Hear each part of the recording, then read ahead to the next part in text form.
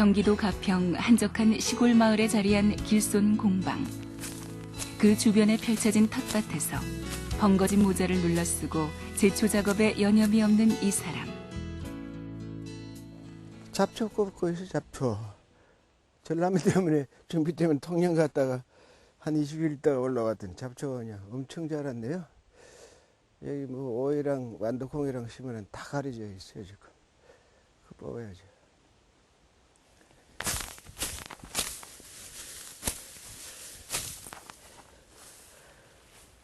농사 짓는 사람 보면 진짜 놀랄 노죠. 잡초를 이렇게 내버려 두고 있다는 게 말이 안 돼?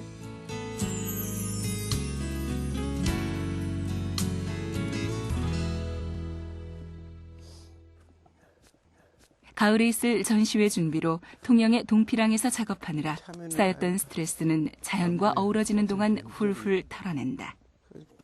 젊은 시절엔 가정을 꾸리거나 어디에 소속되기 싫어. 가난하더라도 자유롭게 떠돌며 살아가는 것이 더 좋았다는 이재하 작가. 만년에 이르러 텃밭을 일구면서 유년의 추억과 생명의 소중함을 깨닫고 있다. 올해도 상당히 많이 열렸네. 어릴 때 이제 시골에서 자라가지고 밀양이 고향이잖아요. 그러니까 그 흙냄새가 몸에 배어 있었던 것 같아. 여기 오니까 이 텃밭이 있으니까 너무 좋아가지고. 시인으로 등단해 소설가로 생활하고 있지만 그는 소설가이자 화가이며 시인이자 가객이고 조각과 영화평론에 이르기까지 다양한 예술 장르를 넘나들어 전방위 예술가로 통하는 이재하 작가이다. 작가의 곁에서 가족이자 친구처럼 위로가 되어주는 애완견 투투. 10여 년 전 주인에게 버려진 유기견을 데려와 함께 늙어가고 있다. 아니 동물병원에 사료 사러 갔더니 그 동물병원 의사 저 말을 저렇게 막 뛴다고 저 좋아갖고 저렇게 힘이 좋아. 이래. 완전 들어가니까 저놈이 우울에 갇혀 있는데 눈이 맞은 거지 뭐. 그랬더니 의사가 그걸 빨리 봤는지 이렇게 데려가서 기르실래요 이러더라고요. 그래서 한번 생각해 보겠다고 왔더니 자꾸 이제 눈에 밟히는 거야.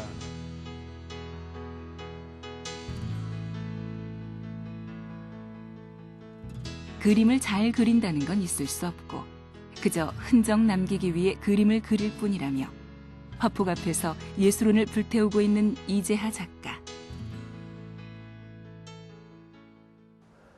소설서 고려가지고 생활이 안 되니까 여기저기 이제 그림도 그리고 뭐 잡지에서 사파 같은 것도 부탁을 오면 그리고 또 문지사라고 그 문학과 지성사 그래서 시인들 시집 나온 컷도 쭉 뭐 그 담배값 되려니 싶어 그렸는데 그런 식으로 무슨 그 도배해달라면 도배해주고 구들장 놔달라면 이런 식으로 사다 오다 보니까 이게 팔방미인 비슷하게 무슨 이상한 전방위 작가 어쩌고 하는데 그거는 그 좀 우스운 소리야 사실은. 난 먹고 살기 위해서 쭉 그런 식으로 해왔고 그러다 보니까 그런 소리를 듣게 되는데 원래 그 주종은 소설이에요 소설. 워낙 그 중학교 3학년 때부터 문학병이 들어가지고 소설 쪽만 쭉 그게 되어 있었으니까. 38이라고 나는 생각하고 있는데 73인가 무사람.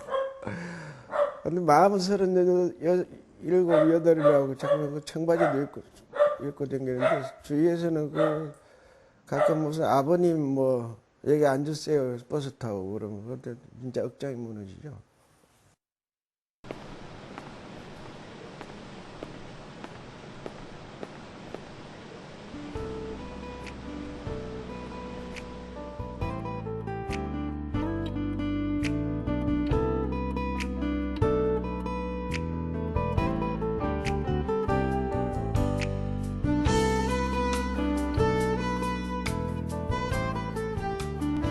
선생님 안녕하세요. 안녕하세요. 네, 제가 몇 번 마리안네에 왔었는데 오후 3시에 마리안네는 처음인 듯해요. 네, 대학로에 제가 5시 이후에는 문을 열어요. 네, 네, 고저녁하면서도 지난밤에 어떤 열기나 또 술 냄새 이런 것들이 조금씩 남아있네요. 술 냄새요? 술 네. 장사가 안 되는데? 몇 년 전에 그 프랑크푸르트 도서전에 다녀오셨죠?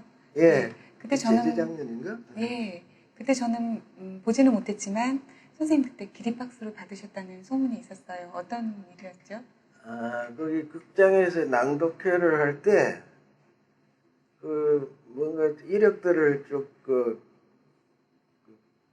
저기, 번역하는 양반이 소개를 하더라고요. 근데 무슨 그림도 그리고, 뭐, CD도 내고, 뭐, 이러면서 살아왔다는 소개를 하니까, 그런 질문이 나와 여러 가지를 그렇게 하는데, 어려운 일이 많았겠다고.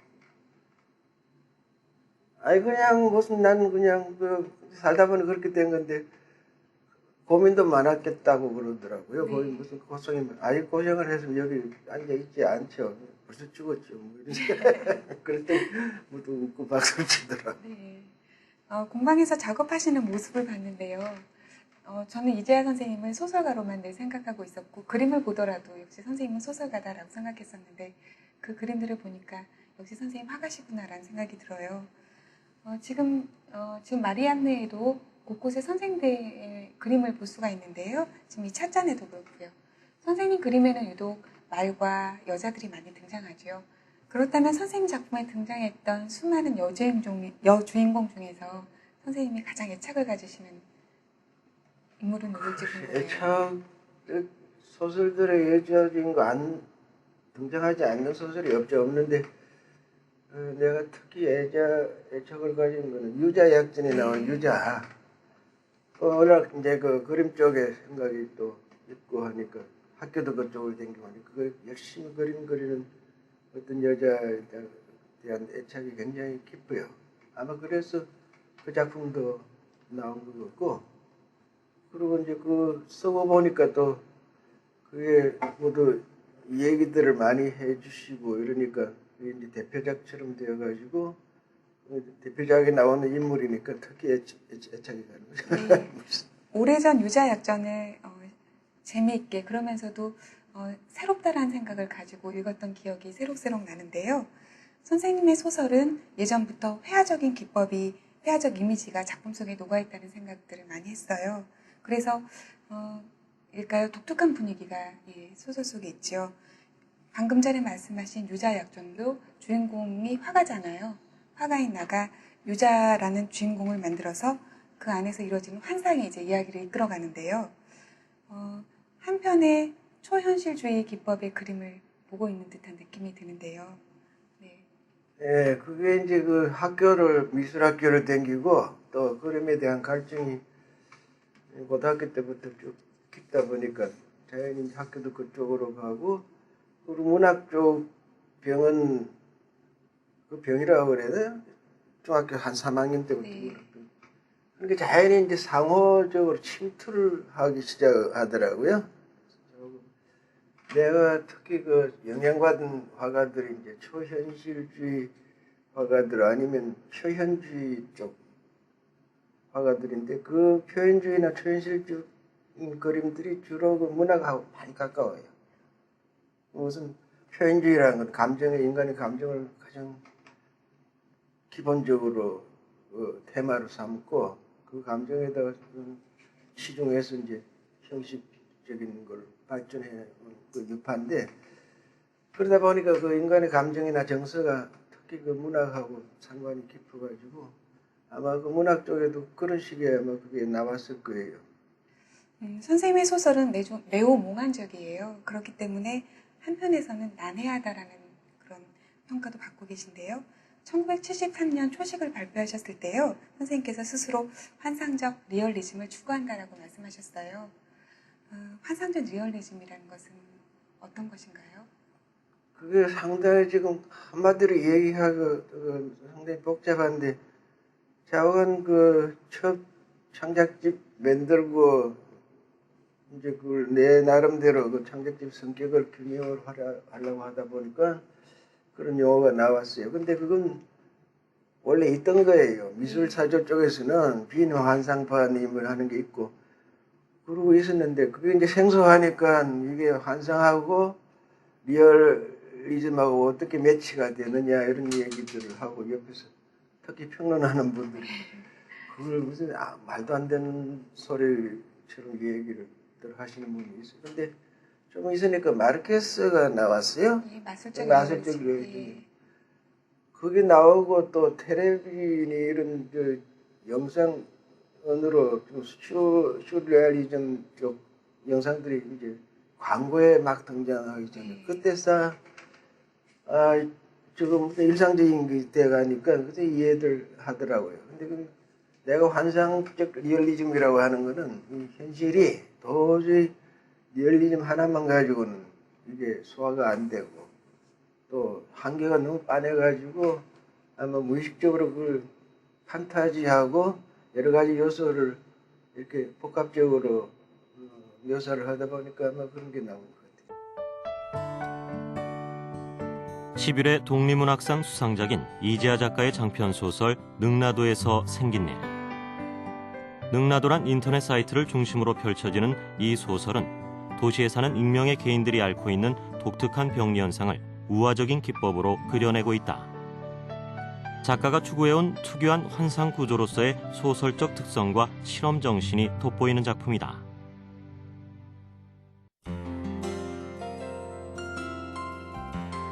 누군가가 개설한 인터넷 사이트 능라도에 단골처럼 드나들며 댓글을 남기고 논전을 벌이던 몇몇 사람들이 오프라인상에서 회동을 갖는다.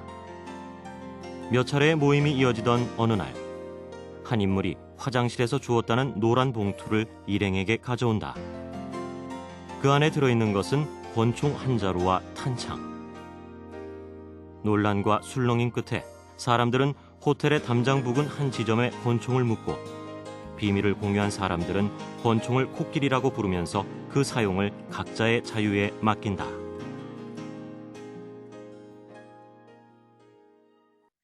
어, 2007년에 발표하신 능라도에서 생긴 일 장편 소설에 대해서 이제 말씀을 나눌까 합니다.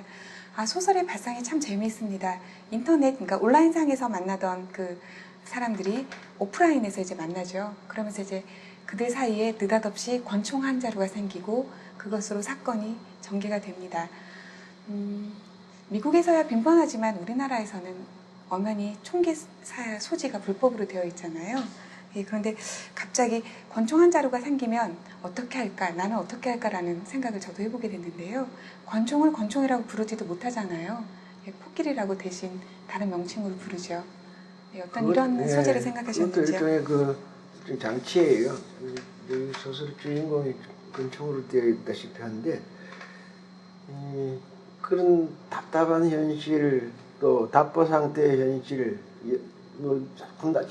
분단이라는 게 지금 47년도에 그러니까 되어서 60년을 지금 똑같아요. 한 걸음도 앞으로 못 나가고 그리고 이제 모두 면역이 돼가지고 거의 의식을 하지 않고 그냥 늠름하게 살아가는데 바닥에는 그 강박증이 거의 그 잠재의식 속에는 본능처럼 깔려가지고 지금 그게 사람들 일상이나 이 무슨 생활을 상당히 바닥에서 좌지우지를 하고 있고 사람들 의식도 이제 거기 짓눌려서 살아오고 있지 않나 이런 느낌이 들었어요. 그러니까 이걸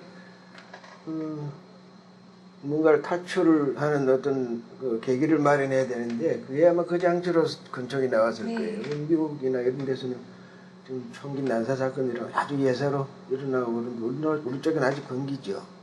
그게 이제 그 기자가 되는 거예요. 어떤 뭔가를 환기시키는 소도구죠. 소도구로 등장을 시키는데 거기 연관돼서 이제 거기 사람들이 딸려 나오는 사람들 간의 소통 문제를 생각했어요. 네.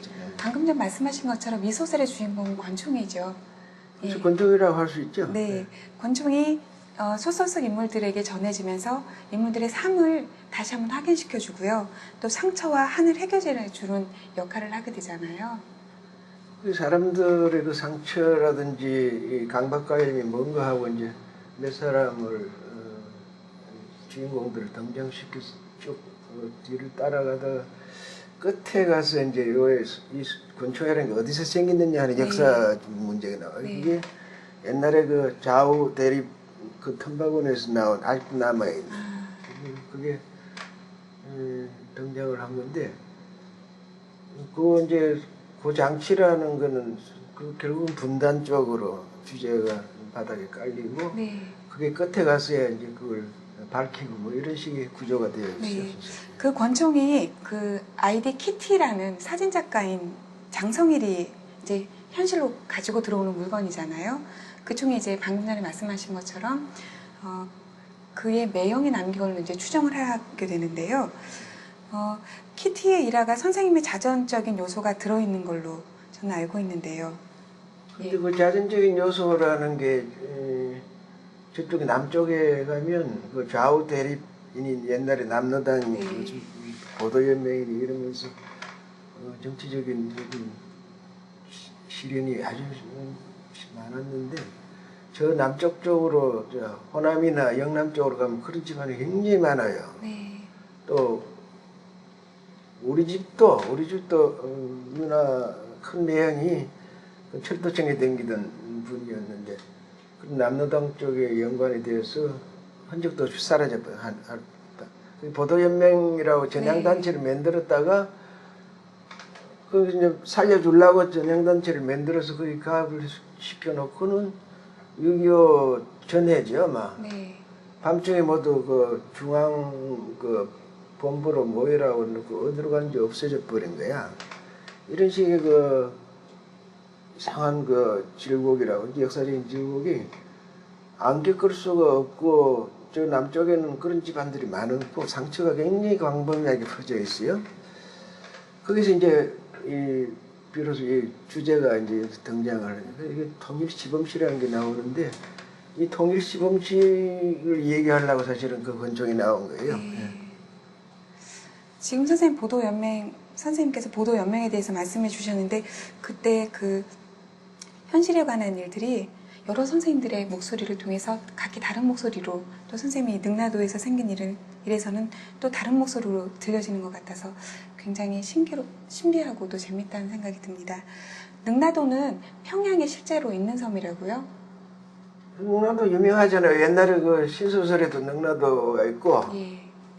또 그 지금 무슨 그 북한 쪽에 아주 유수한 경기장이 되어 있죠. 능라도에 네. 경기장이 아주 북한 제일의 그 무슨 체육 경기장이야만 설립이 되어 있는데 그 능라도는 우리는 어릴 때부터 이렇게 자라면서 신소설에서도 보고 제목에서도 많이 보고 그게 익숙했는데 그게 뭐 지금 북한에 가서 그쪽 능라도 얘기를 할 수도 없고 또 해봤자 소설적으로 뭘 재미가 없으니까 이게 인터넷상의 어떤 홈페이지를 능라도라는 홈페이지를 잡았어요. 네.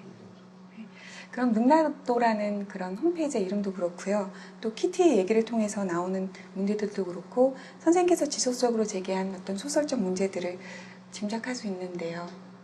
그래서 무슨 분단 문제를 벌써 60년인데 통일 시범시나 무슨 남북 시범시 같은 게 등장을 해야 할 텐데 밖에서는 그게 일체 그런 네. 시범시라는 소리가 아직 나온 적이 없고 또 그런 걸 소리를 하면 또 한동안 딴 정권 때는 또 그게 무슨 걸려들 정도로 네. 또 이상하게 그 편향적인 또 정치색이 짙은 사회가 되어 있었고 여러 가지 그럼 이걸 통일 시범식 얘기를 하면 꺼내보자 이렇게 된 거예요. 네. 그래가지고 내가 가령 남북이 통일 시범식을 만들어 가지고 거기서 이제 그 정말로 통일을 순수하게 원하는 사람들을 시민으로 유입을 우선 하면서 그걸 확대해가면 그런 무슨 통일을 무슨 어렵다느니 강대국의 손에 놀아나서 분단이 영원히 고착된다든지 이런 거 없이도 그런 식으로 확대가 되면 통일이 되지 있지 않을까 이런 발상으로 아마 등장을 했을 거예요. 근데 우스운 거는 이제 그걸 읽고 전에 독서 무슨 이벤트를 했어요. 출판사에서. 그 독후감들이 올라왔는데 이 통일 시범시 파트를 몰라요. 무슨 소린지. 이게 왜 등장하느냐고. 그 젊은 세대들이 분단은 개념적으로 알고 있고 현실감은 없고 분단은 이거 무슨 이 촉감으로 느낄 정도의 어떤 고통스러운 감각은 없고 그냥 막연하게 우리나라는 지금 한민족인데 분단이 되어 있다. 뭐 이런 정도 개념적으로만 알고 실감을 못하다 보니까 거기에 대한 이제 그 무슨 여러 가지 고통이나 고뇌는 해결 방법을 모색하는 이런 것도 안 보이고 이래가지고 그 답답해서 한번 나온 것 같은데 우리 세대한테는 이게 자관 너무나 닳도록 우리가 먹은 테마인데도 아직도 화두가 되어 있어요. 저한테는. 그러니까 거의 일평생을 이제 그 분단 상황에서 이게 뭔가 마취가 된 듯이 자라왔으니까 자신도 의식 못하게 마취가 되어가지고 그걸 무시했다가 아무것도 아닌 것처럼 여기려고 했다가 또 어떤 때는 막 소위 아까 하승환 씨 얘기했던 광기 같은 게 발작을 해서 아우성을 치고 또 오버액션을 한다 이런 식의 여러 가지가 부침을 하고 있는데 이걸 제 나름으로 한번 풀어보려고 그랬던 거예요. 네. 능라도에서 생긴 일의 결말 부분에서도 환상적인 면이 등장을 하는데요. 예, 비록 환상이긴 하지만 현실에서 이루어지지 못할 것은 없겠다라는 생각이 들기도 하고요. 네, 그러니까 나중에 뭔가 자기 첫 배신한 애인을 쏘죠. 자기 힘이 아니라 시범 씨의 초능력적인 어떤 바탕의 힘으로. 근데 그게 이제 윤리적인 어떤 이런 정치적인 사회적인 이게 해결되더라도 개인 간의 애정 문제라든지 정서 문제든 아주 해결이 안 되니까 그런 걸 우선 사회적인 게 안정이 되면 개인과 개인 간의 소통 문제가 그 다음에 주제로 등장을 할 거다. 이래가지고 아마 그런 식의 결말이 나왔던 것 같아요. 네. 능라도에서 생긴 일을 본격적으로 살펴보기 전에 선생님께서 작품의 한 대목을 낭독해 주셨으면 합니다. 예, 통일 시범시로 들어가는 대목을 조금 읽을게요. 기척이 있어 문을 열자 여자는 어둑한 골목 너댓걸음저 쪽에 우두커니 서 있었다. 장성일 선생님, 통일 시범시 시민으로 선정돼 모시러 왔습니다. 시범시요? 통보가 갔을 텐데요. 그만한 간격을 두고 그 정도로 분명한 언질들이 대화로 오갔다는 것도 어쩐지 불가해했다. 차림은 고급스러우나 말할 수 없이 엄울한 표정이라고 로르카는 말했지만 여자는 그 반대였다. 얼굴을 두른 목도리며 흰 치마 지고리는 수수한 무명이었고 미인이라고는 할 수 없었으나 피부가 흰 기름한 얼굴도 순하고 부드러워 보였다. 로르카의 얘기 속의 여자와 흡사하다는 느낌은 그 때문이 아니었을 것이다. 왜 내가 선정이 된 거죠? 준비라도 해야 하지 않나요? 어디서 왔느냐? 풍문으로만 들었던 시범씨가 정말로 있다는 거냐? 그렇다면 인정을 할 만한 무슨 명함 같은 거라도 보여줘야 하지 않느냐? 당연히 따지고 물어야 할 이런저런 궁금증도 있고 그렇게 반벙어리 소리밖에 못한 것은 여자로부터 이상한 신뢰감이랄까 거역할 수 없는 위험 같은 것이 뻗어와 이쪽을 휩싸버린 탓이었을지도 모른다. 여자가 가까이 다가오며 웃었다. 그냥 가셔도 돼요. 그쪽엔 없는 게 없는데요. 신시 아니에요? 그래요? 뭐라 웅얼거리다 문 안쪽 마루에서 카메라 가방이 눈에 띄자 그것만을 둘러매고 따라 나섰을 것이다. 골목을 벗어나 여전히 몇간통을 앞서 걷던 여자가 반걸음쯤으로 걸음을 늦추면서 어깨를 나란히 했다. 시범씨는 인구가 얼마나 돼요? 여기까지만 읽을게요. 문학동네에서 선생님의 소설 전집이 발간되었었지요. 책대에 실린 작가 연모를 읽다 보면 문학과 인생에 결정적인 작용을 했던 분을 아버지로 뽑고 계십니다. 아버지와 있었던 사건이 굉장히 인상적이었는데요. 아까 말씀하셨죠? 14살 무렵에 문학을 하겠다고 생각을 하셨다고. 아버지란 존재는 저뿐 아니라 모든 작가들이 아마 다 화두로 속에 아마 테마로 삼고 있을 거예요. 이제 한마디로 하면 웨디푸스 컴플렉스인데 이 컴플렉스가 없는 작가도 없고 없는 사람이 없어 사실은 다 갖고 있는데 저는 유독 아버지에 대한 아버지가 일제 때 이제 주로 외지로 나도시고 그러면서 가끔 몇 년 만에 집에 오시고 나니까 그 아버지 낯설음에 대한 컴플렉스가 심해지고 그래가지고 그 증상이 상당히 심해졌어요. 중학교 올라가니 그 아버지라는 존재가 그냥 연민이나 어떤 그 약한 어떤 그 서민 보통 아버지로 보였는데 그 전에는 굉장히 무서워했어요. 네. 그래서 그 에디푸스 컴플렉스라는 게 소설 속에 들어오고 그 연장으로 이제 그런 요소들이 나중에는 그 아버지에 대한 그 소위 감각이라든지 컴플렉스가 정치 현실이나 사회 현실 쪽으로 옮아간 것 같아요. 네. 선생님의 작품을 읽다 보면 수많은 다양한 행동을 가진 아버지들이 나오잖아요. 정치 폭력이라든지 정치 네. 부조리라든지 이런 게 이제 한마디로 소위 가부장적인 어떤 그거하고 연관이 되면서 그 대행하는 듯한 이런 그 대변자 비슷한 역할을 하고, 근데 우리 현실이라는 게 원래 지금 그런 질문을 겪으면서 왔어요, 사실. 네. 독재에다가 상당히 그 어려운 시기를 많이 겪었는데 그 아버지 일종 표상이죠, 뭐. 네. 이상하게도 남자들은 아버지가 가장 힘이 세거나 무섭거나 할 때보다 아버지의 어떤 측은한 면을 봤을 때 아버지에 대해서 실망하게 되는 경향이 있는 것 같아요. 근데 힘이 있는 아버지가 사실은 있어야 돼요, 집안에. 네. 있어야 되고, 또 그 무슨 집안에 대통령이나 부통령이 있어야 한다면 아버지가 맡은 역이 그 식구들의 무슨 생활을 책임져야 되니까 뭐 이런 역할이, 그 아내는 이제 무슨 가정은 밥하고 뭐 이런 건데 요즘 젊은 그 여성들뿐 아니라 여성 의식 혁명의 고향이 되어가지고 이제 아버지를 너는 뭐냐 네.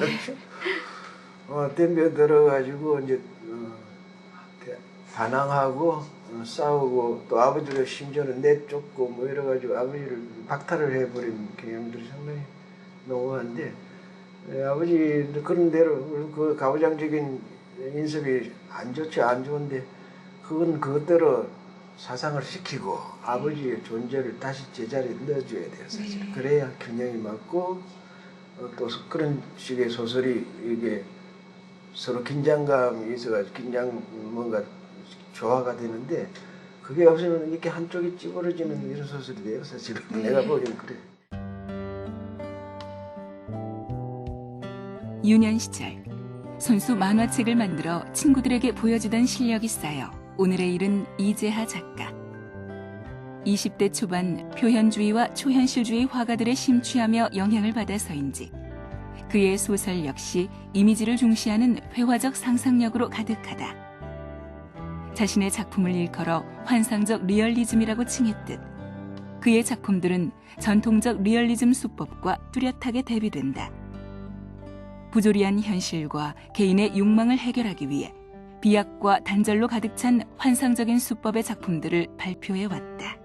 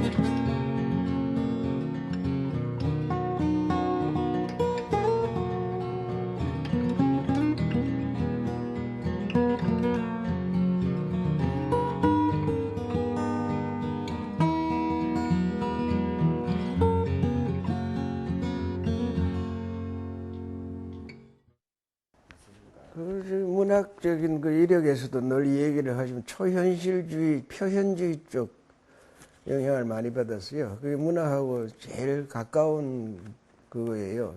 그 경향이 사실은. 표현주의라는 게 그 인간의 감정이나 마음이나 뭐 이런 걸 제일 중요시하고 거기도 치중하는 그 작품이니까 그 자연히 이제 그쪽으로 영향을 받고, 문학 쪽에도 이제 그림적인 요소들이 많이 침투를 하고, 또 그림 그릴 때도 이게 문학적인 쪽으로 뭐가 취향이, 그림은 스토리가 들어가면 안 된다고 무슨 정설처럼 쭉 그렇게 돼 있었는데 요새는 그게 전혀 없어졌어요. 자기 그리고 싶은 대로 그리면 문학적인 요소가 그림에 있어도 되고 뭐 만화를 가지고도 그림이 되니까 얼마나 이제 어떻게 그리느냐는 문제인데 그런저런 것 때문에 그 회화적인 요소들이 상당히 서로 영향을 주고받고 있어요. 문학하고.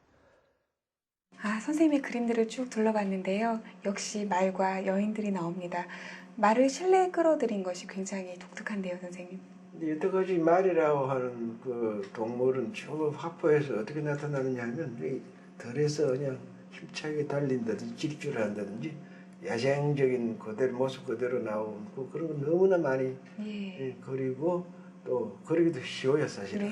그리기 쉬운데 물론 좋은 거는 이제 그렇지만 근데 말이 그 야생적인 동물이 실내에 들어온다는 것부터가 판타지고 또 내 쪽에서는 어떤 긴장감이 그 실내에다 배치를 하니까 그 야생적인 동물하고 이제 안에 실내에 있는 여성하고가 이렇게 이상한 긴장감인데 그게 무슨 긴장감인지 나도 지금 분명하게 얘기할 수 없어요.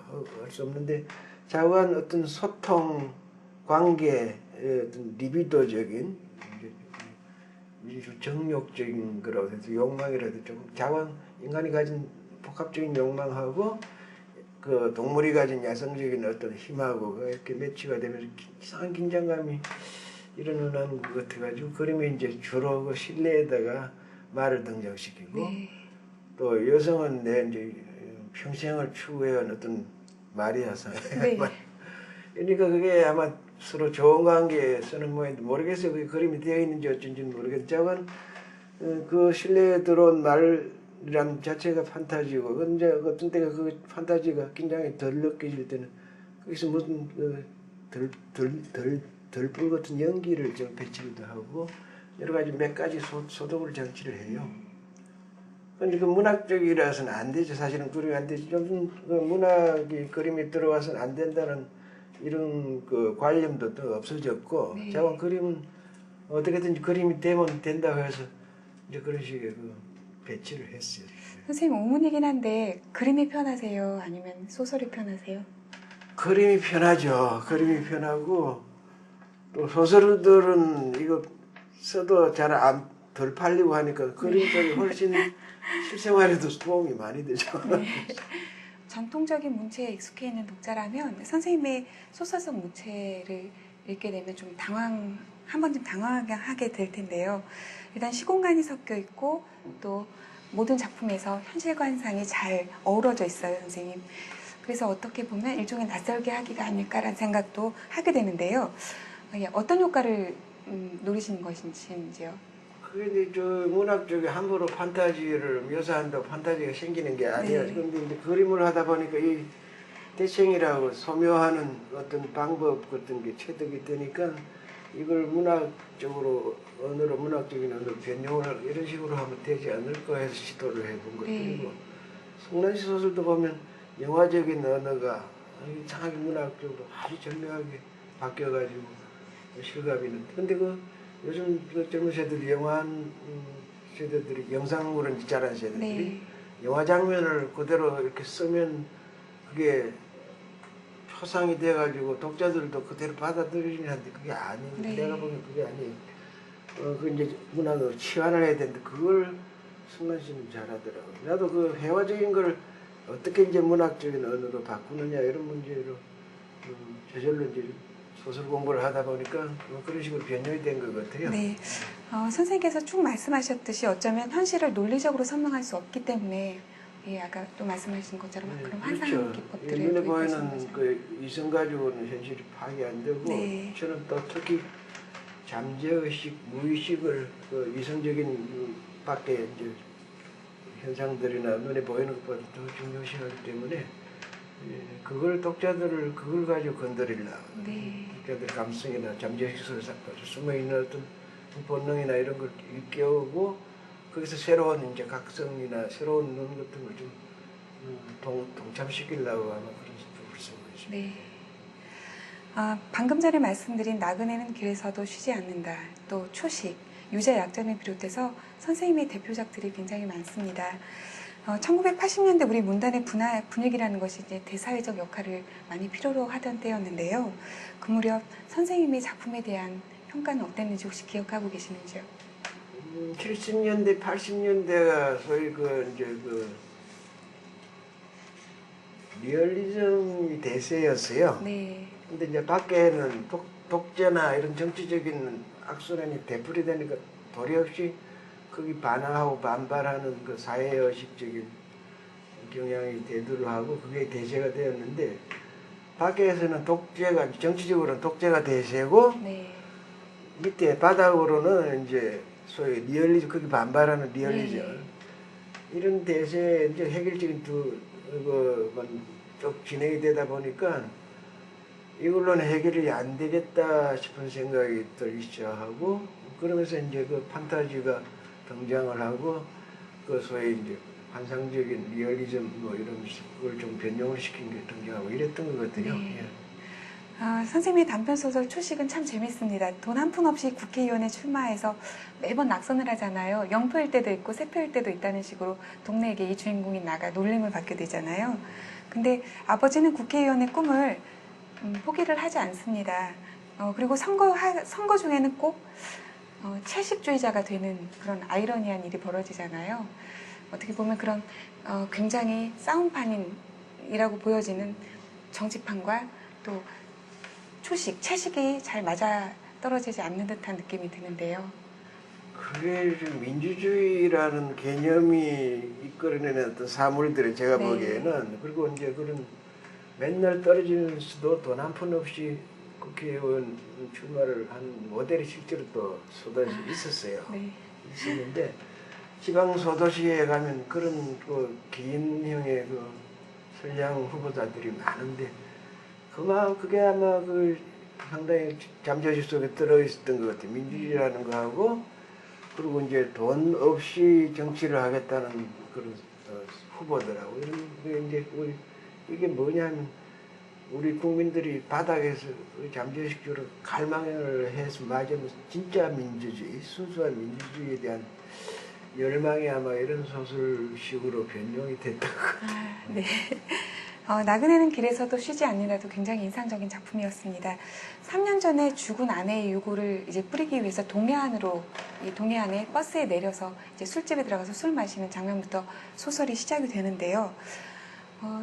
범상치 않은 소설이라는 생각이 들었어요. 혹시 창작 동기나 또 과정을 좀 들려주실 수 있으신지요?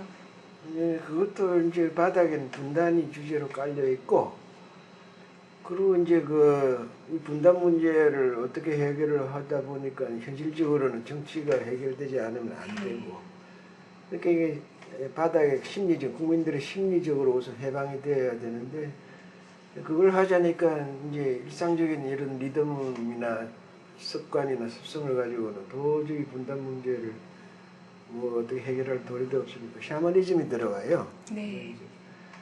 그 이제 간호사가 이북에 가고 싶어하는 고향에 가고 싶은 노인을 얻고 저를 어디 강원도로 이제 도피를 하는데 거길 우연히 만난 그 주인공이 공무원이죠. 네. 이제 그 중간에서 그걸 곡절 끝에 눈이 맞는다고 그러나 그래서 무슨 앞날 약속을 하고 이제 배를 타야 되는데 그렇게 해결이 스무스하게 진행이 되어버리면 일상에 떨어져요. 근데 바닥에서 이제 올라오는 뭔가 개인적인 슬픔이 이 집단적인 어떤 민중들의 슬픔으로 전환되는 어떤 과정이 있어야 되지 않나. 그래가지고 그 간호사로 이제 노인을 데리고 다니는 간호사도 상당히 한이 많은 우리나라 사람들 한이 없는 사람이 없죠. 거기서 이제 신이 내려버리는. 네. 이게 이제 샤머니즘으로도 개인사가 아니라 전체적인 어떤 우리 전체적인 민중들의 어떤 그 강박관리나 갈증 풀어야겠다는 이런 아마 그 주제의식 때문에 그런 그 샤머니즘적인 요소가 끼어들고 그게 이제 그게 된 거죠. 네. 선생님의 작품에서는 초식에서도 그렇고요. 정치적 문제나 도시성에 관한 그런 부정적인 견해들이 많이 드러납니다. 그리고 능라도에서 생긴 일에서도 그 아이디들 회원의 능라도 회원들의 아이디들이 거의 예술가들의 이름이잖아요. 로르카에서부터 예. 근데 그래서 인터넷 보면 그 네. 예술가 아닌 아이디가 없어요. 네. 모두 아주 그럴듯해요, 모두. 네. 그래서 예술가 소설이라고 예, 말씀을 하기도 하는데요. 이 예술가들의 모습을 통해서 이 현실 사회에 어떤 모습을 보여주시고 싶었는지 궁금합니다. 이제 이 능라도에서는 이제 사진 작가 한 사람은 또 로르카라고 또 시 공부도 하고 비슷하게 시도 좀 쓰고 하는 그런 인물이 이제 주로 예술 쪽에 가까운. 딴 사람들은 다 그냥 노가다도 있고 또 무슨 어디 회사 사원도 있고 이런데 내 소설의 화가들이 주로 화가들이에요. 네. 뭐냐면 내가 그쪽 방면에 너무 이제 그쪽 학교도 그렇게 댕기고 그림을 좀 그리고 이런 그쪽 사정을 잘 알고 네. 또 그런 그림에 종사하는 사람들의 성격이라든지 무슨 이런 것도 잘 아니까 자주 등장을 하는데 그러면서 좀 어딘가 좀 김연적다 그러나 예술가 특수한 인물이 아니죠. 특수한 어떤 무슨 선민이 아니라 그냥 보통 사람인데 예술한다는 것도 나는 사실은 별로 대수롭지 않게 여기는데 그냥 자기 개성적인 어떤 일을 하는 사람이 네. 예술가라고 생각해요. 저는. 네. 자기만의 독특한 어떤 일을 하려고 하는 사람 네. 이렇게 되어 있어요. 항포탈에 이제 연재를 끝마치신 지가 좀 되셨기 때문에 저희가 곧 그 작품도 예. 책으로 만나볼 수 있을 것 이 같은데요. 마초를 죽이려고 하는 인터넷 연재 소설이 다음 달에 나와요. 네. 거기서는 이제 좀 어딘가 좀 복고적이라고 도대체 우리나라에 지금 우리가 필요한 게 뭐냐? 한 사람이 네. 어른이 아니냐? 가부장 내쫓아서니까 새로운 개념의 어떤 집안 어른이 하나 있어야 되는 이런 네. 개념이에요. 그래주죠. 1998년에 빈 들판이란 시디를 발표하셨습니다. 선생님 가수이기도 하신데요. 이번 시간은 특별히 선생님의 노래를 들으면서 마칠까 합니다. 선생님 이렇게 더운데 감사합니다. 예, 근데 그 애들 장난 말에 들은 거지 나 가수 아니에요. 예, 선생님 고맙습니다. 예.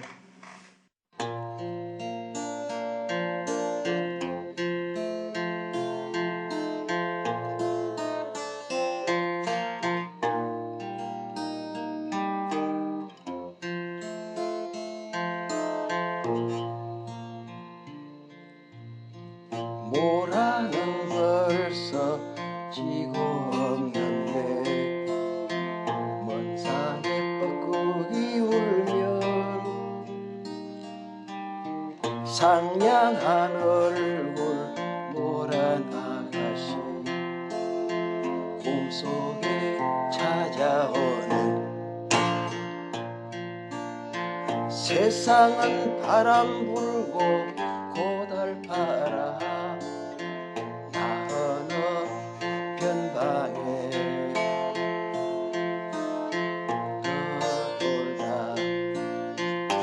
떠돌다 어느 나무 그늘에 고요히 잠든다 해도 또 한 번 모란이 필 때까지 나를 잊지 말아요.